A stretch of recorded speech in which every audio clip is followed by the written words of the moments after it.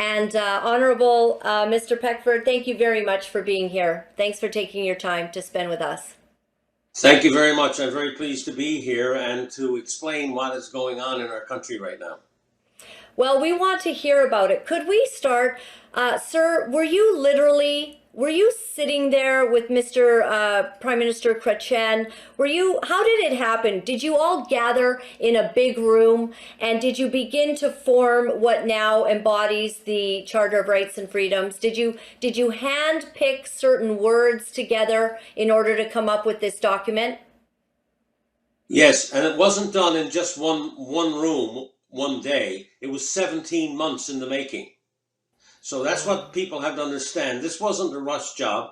This was 17 months in the making. And what happened halfway through that was that the Prime Minister of Canada wasn't Mr. Chrétien, it was Mr. Trudeau. Pierre Elliott Trudeau was the Prime Minister.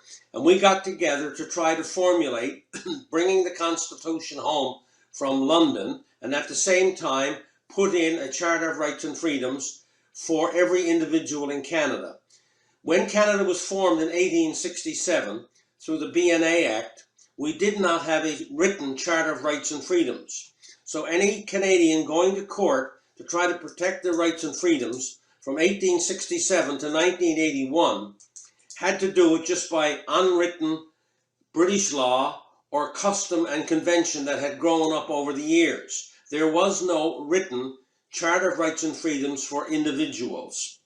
In 1960, Prime Minister Diefenbaker introduced the Bill of Rights, which was the first time that we saw highlighted in writing rights for individuals. Unfortunately, that Bill of Rights was only covered federal jurisdiction, not provincial jurisdiction. So it wasn't complete.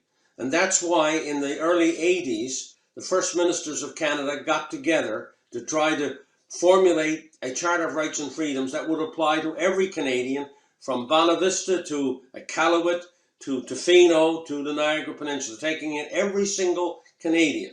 And so that's what's magical and important about the Charter of Rights and Freedoms. It was the first written document that enshrined in the Constitution, not in a federal act, not in a provincial act, not in a municipal act, but in a national act, because that's what a constitution is. It's for the whole nation. All the other acts very often are only for federal or provincial jurisdiction. So that's really important for your viewers to understand. And so we were at this for 17 months, but halfway through, the Prime Minister of Canada, Justin Trudeau's father, left the table and said, "You are too difficult to deal with, and therefore I'm going to do this on my own."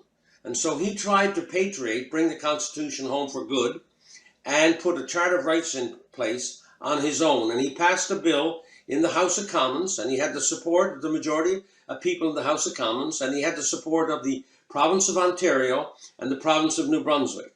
And he passed that bill, and the other 8 provinces took him to court and said, "You can't do this. This is unconstitutional." And the court ruled in September 1981 that sure enough, what the Prime Minister was doing in 2 provinces was unconstitutional. You won't see this written up very much in the history books anymore. It's sort of hidden and ignored because the Prime Minister Trudeau is revered by a lot of Canadians, and he was supposed to be a constitutional expert. How could a constitutional expert get turned down by his own friends on the court for something that he did? Well, he did. He got turned down by his friends. At that time, the judges were friends of the law first and friends of the Prime Minister or the system second. We have to wonder today whether that's still true.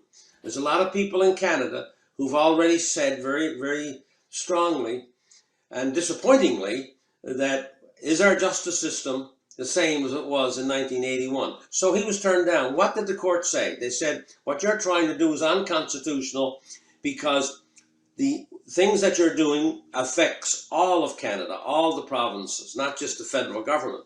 And therefore, because we're in a federal state and not a unitary state, there's a sharing of powers. The provinces have certain powers, the federal government has certain powers. So when a prime minister comes out and unilaterally tries to do something, he's affecting powers that belong to the provinces. That's why he was turned down. So the court said, You cannot do it. It's unconstitutional. In order for you to be able to do this, you have to have a majority of provinces.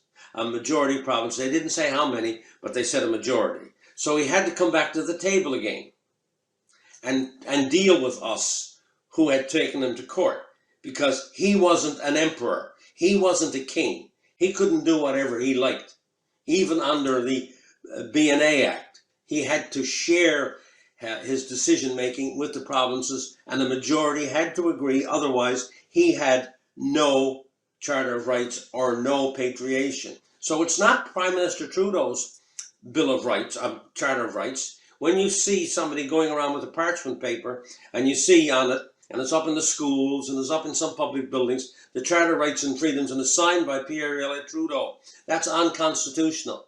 The court ruled in 81 that it wasn't his Charter of Rights, it had to be our Charter of Rights. And therefore, unless all of the 9 provinces who agreed, there you go, thank you for putting it up on the screen. There you go, whose name is on it?